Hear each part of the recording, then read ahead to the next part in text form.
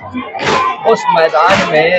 آپ دیکھیں ننھے ننھے بچوں پر جو ظلم ہوئے ہیں وہ ظلم انسانیت پر ہوا، اور اسی ظلم کے خلاف اگر کسی نے آواز اٹھائی تو اس دور میں بھی آپ دیکھیے کسی پر اگر ظلم ہوتا ہے تو کوئی نہ کوئی شخص ایک اللہ اس کے لیے انتظام کر دیتا ہے اور مہیا کر دیتا ہے کہ اس ظلم کے خلاف آواز اٹھائے اور ظلم کو پہچانواتا ہے کہ وہ ظلم جو ہے گندگی ہے، اور حق پسند کرنا یہ ایک انسانیت کا پیغام ہے۔ لہذا یہاں پر ہم جمع ہوتے ہیں علم و اخلاق کے لیے۔ یہ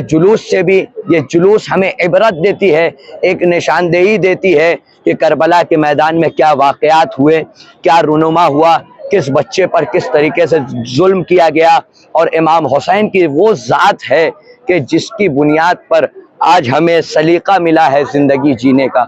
آج ہم جو رزق پا رہے ہیں، کما رہے ہیں، یا دوسرے سے طریقے سے بات کر رہے ہیں ایک دوسرے سے، یہ بھی وہ درس کربلا سے ملا ہے۔ آپ دیکھیں پوری دنیا اگر چل رہی ہے تو امام حسین علیہ السلام کے صدقے سے چل رہی ہے۔ یہ ہمارا عقائد کیوں ہے؟ اب آپ دیکھیے کہ کربلا کے میدان میں کیا کیا ہوا۔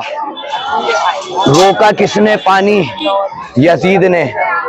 اور اس پانی پہ روکنے پر آپ دیکھیے عام طور سے اگر کوئی انسان کسی چیز پر قبضہ کر لے تو اس کے خلاف انسان آواز اٹھاتا ہے، احتجاج کرتا ہے، اذیت دیتا ہے لوگوں کو، وہ غصہ ہوتا ہے۔ لیکن جب خیمے سے فرات ہٹایا گیا تو امام نے کچھ نہ کہا۔ وہاں تک امام نے اس لیے نہیں کہا، اب علت کیا ہے کہ اگر آپ کے امام کے اندر سوالات بھی ہوتے ہیں کہ آپ کے امام کے اندر اتنی قوت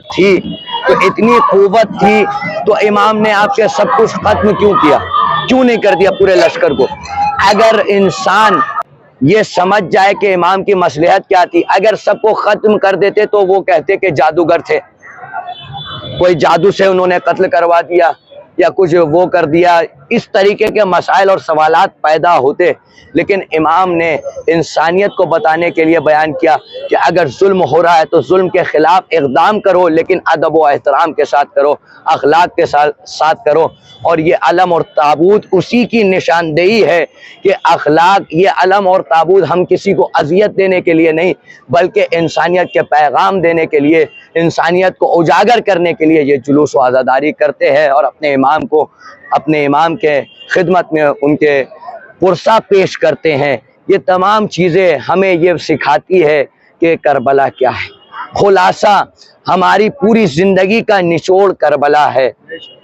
اور اس کربلا سے اب آپ بتائیں گے کہ دنیا تو صرف اور صرف ایک اخلاق سے نہیں چلتی، وہاں پر تجارت بھی ہوتے ہیں، اور زندگی جینے کے لیے راتوں کو نیند کیسے ہونی چاہیے، لوگوں کے لیے قربانی کیسے دینا چاہیے۔ اب دیکھیں انسان اپنے لیے رزق کماتا ہے،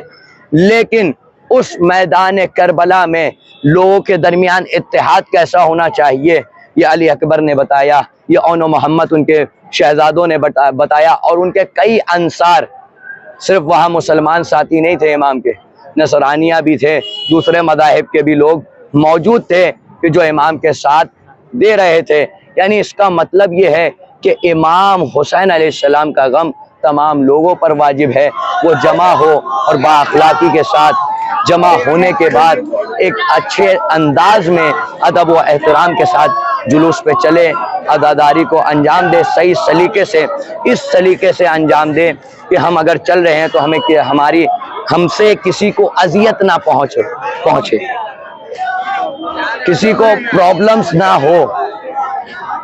آپ کو کوئی ایمرجنسی ہے وہ بھی راستے فراہم کیے جاتے ہیں، لیکن یہاں ہمارا جلوس نکلا ہے تو اس کے لیے بھی آپ کو کمپرومائز اور تھوڑے سے آپ کو بھی ہمارا ساتھ دینا پڑے گا، اور اس کے ساتھ ساتھ غم میں شریک ہوئیے۔ اور درس عبرت میں اخلاق بھی کیا آتا ہے،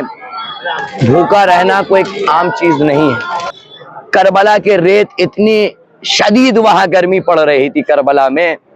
کہ آپ کو میں بتاؤں کہ کربلا میں اتنی شدید گرمی تھی کہ ہمارے روایت اور کتابوں میں ملتا ہے کہ ایک دانہ بھی گرے تو وہ بھن جائے۔ اس شدید گرمی میں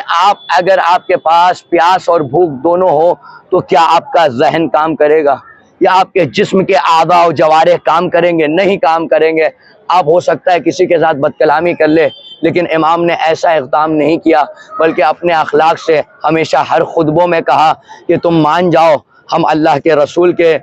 نواسے ہیں اور ہم دین کو بچانے آئے ہیں، اور دین کا ایک پیغام اور صحیح پیغام لوگوں تک پہنچانے آئے ہیں، اور یہی میسج رہے گا کہ لوگ عزاداری کرے، کسی کو اذیت نہ دے، اور کوئی دوسرے بھی افراد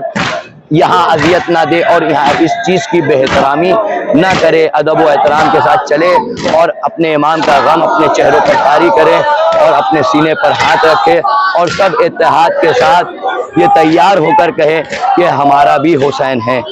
ایک صلوات پڑھیے محمد۔